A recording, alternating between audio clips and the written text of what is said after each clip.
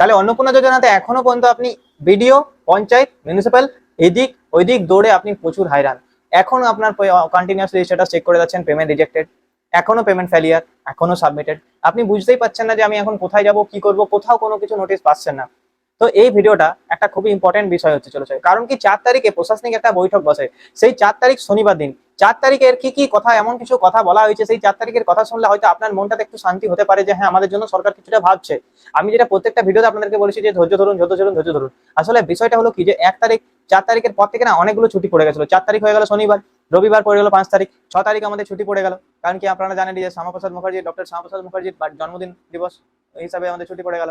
সেই জন্য আজকের দিন, আজকে অর্থাৎ হচ্ছে মঙ্গলবার 7 জুলাই, এই 7 জুলাই আজকে এখনো পর্যন্ত কি কতটা প্রোগ্রেস হয়েছে, কতটা কি হচ্ছে দেখুন। আজকে আপনারা অনেকেই উত্তেজিত হয়ে বিডিও অফিস, পঞ্চায়েত অফিসে গিয়েছেন, তাদের কাছে কিছু নোটিফিকেশন হয়তো আপনারা পেয়েছেন, আর যারা পাননি তাদের জন্য পুরো ভিডিওটা সম্পূর্ণ। তাহলে সম্পূর্ণ ভিডিওটা দেখুন। 4 তারিখের বৈঠকে এমন কি কি কথা বলা হয়েছিল, সেগুলো খুবই মাস্ট ইম্পর্টেন্ট কথা, যেগুলো আপনাদেরকে জানা দরকার। আর না জানলে তো আপনারাও মানে অনেকটা ভুলভাল ভ্রান্তিতে থাকবেন। আর এটা কোনো পাবলিক নোটিশ নয়, তাই হয়তো আপনার কাছে পৌঁছায়নি। পাবলিক নোটিশ হলে অবশ্যই পোর্টালে পেয়ে যেতেন। এটা একটা ইন্টারনাল মিটিং এর মাধ্যমে হওয়া একটা তাদের কথোপকথন। তো সেইটা আমরা চলুন আমরা এই আজ দেখুন, আমি একটা ভিডিও স্টার্ট করার আগেই বলে দিচ্ছি যে এই ভিডিওতে পুরোপুরি এটা কিন্তু শিক্ষণীয় বিষয়। এটা কিন্তু গভর্নমেন্টের কোনো উস্কানি বা কিছুর জন্য আমি কোনো ভিডিও বানাচ্ছি না। ততএব মনে রাখবেন, এই ভিডিওটা একটা শিক্ষণীয় বিষয়, শিক্ষাভাবেই নেবেন, যেটা যেটা শেখার কথা সেটাই নেবেন।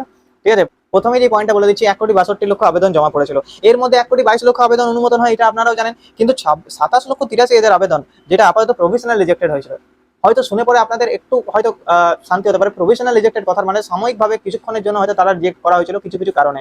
ঠিক আছে, এখানে সেই কারণগুলো কিন্তু বলে দিয়েছিল যে যাদের জিএসটি ছিল তাদের নেক্সট পরবর্তী স্টেপে সেটাই বলেছে। যারা যারা কিন্তু ফর্ম ফিল আপ করেছিল তাদের অনেকেরই জিএসটি ছিল, প্যান কার্ড নাম্বার দিয়ে ফেস করেছে, জিএসটি 3টে রুম।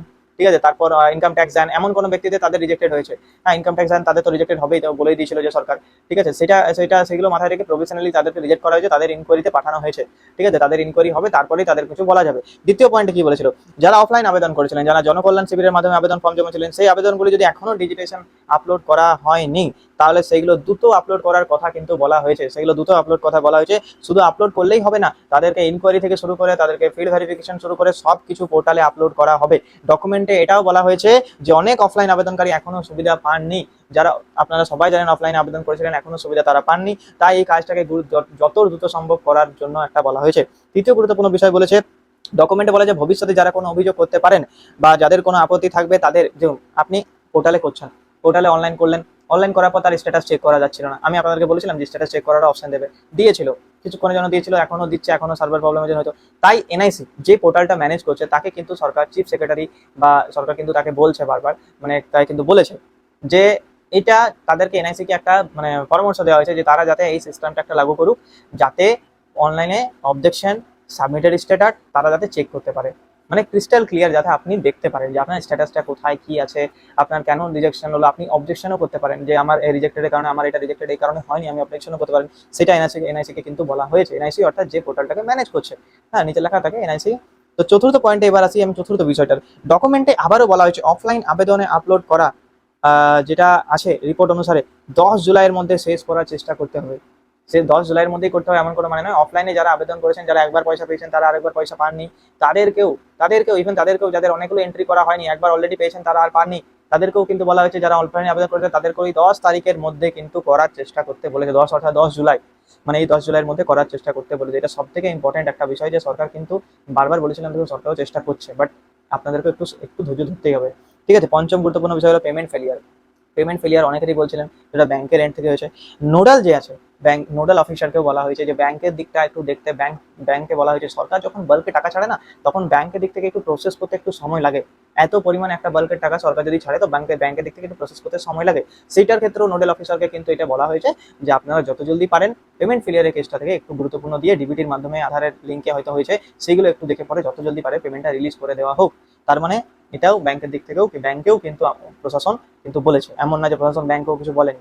তো ব্যাংকেও অর্থাৎ বলেছে আপনার যদি এখনো ডিবিটি লিঙ্ক নেই বা কোনো প্রবলেম থাকে, আপনি ব্যাংকে গিয়ে সেটা সমস্যার সমাধান করতে পারেন। ঠিক আছে, সিক্সথ পয়েন্ট সেটা হচ্ছে যে ডকুমেন্টে বলা হয়েছে অনেকে ইতিমধ্যে সুবিধা পেয়েছেন, কিন্তু এখনো কিছু আবেদন আছে যেগুলো আরো একবার দেখে নেওয়া দরকার।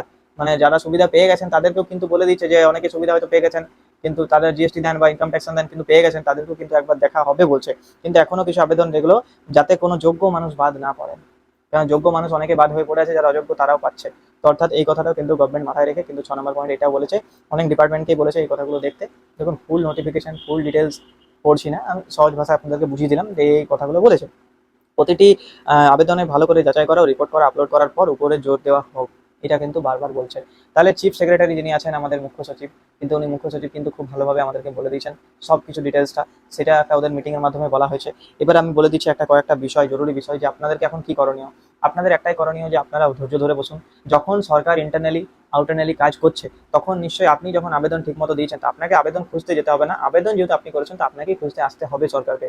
তো অতএব ওয়েট করুন, একটু ধৈর্য ধরুন। হয়তো কোনো কারণে হয়তো এদিক ওদিক হচ্ছে, আপনাদেরকে বারবার বলছি ধৈর্য ধরতে। আপনারা হয়তো ভিডিও দেখে বোরিং হয়ে যাচ্ছেন যে বারবার তুমি ধৈর্য ধরতে বলছো, কিন্তু এই ভিডিওতে কিছু ইম্পর্টেন্ট জিনিসগুলো বলা হয়েছিল। এবারে এই কথাটা আমি বলেছি 4 জুলাই, অর্থাৎ শনিবার দিন মিটিং হয়। আমি ভিডিও বানাচ্ছি আজকে 7 জুলাই, 3 দিন আমি কোথায় ছিলাম? আমি এই নোটিশটা আমি অ্যাকচুয়ালি ভেরিফাই করছিলাম। ভেরিফাই করার জন্য আমাকে অফিসটা তো যেতে হবে। অফিস খুলবে কখন? শনিবার দিন অফিস বন্ধ, রবিবার দিন অফিস বন্ধ, সোমবার দিন অফিস বন্ধ, মঙ্গলবার দিন আজ অফিস খুলেছে। আজ আমি অফিসে গিয়েছিলাম, আমি অফিসে গিয়ে বললামও, স্যারদের সাথে কথাও বললাম, একটু জিজ্ঞেসও করলাম যে স্যার এরকম এরকম কী রকম ব্যাপার হতে পারে। তো স্যাররা যেটা উপদেশ দিল, স্যাররা বলছে আমরা এর উপর কাজ করেই যাচ্ছি এবং আপনিও সংশ্লিষ্ট দপ্তরের সাথে কথা বলে দেখতে পারেন, কোনো অসুবিধা নেই। এবারে বেশি হুড়োহুড়ি করলে, তাদেরকে কাজে বাধা দিলে তারা তো আর কাজ করতে পারবে না, তখন আপনাদেরই লেট হবে। তাই আপনাদেরকে একটু কোঅপারেটিভ করতেই হবে, যাতে কোঅপারেশন করুন, যাতে ওরাও যাতে কাজটা ফাস্ট করতে পারে।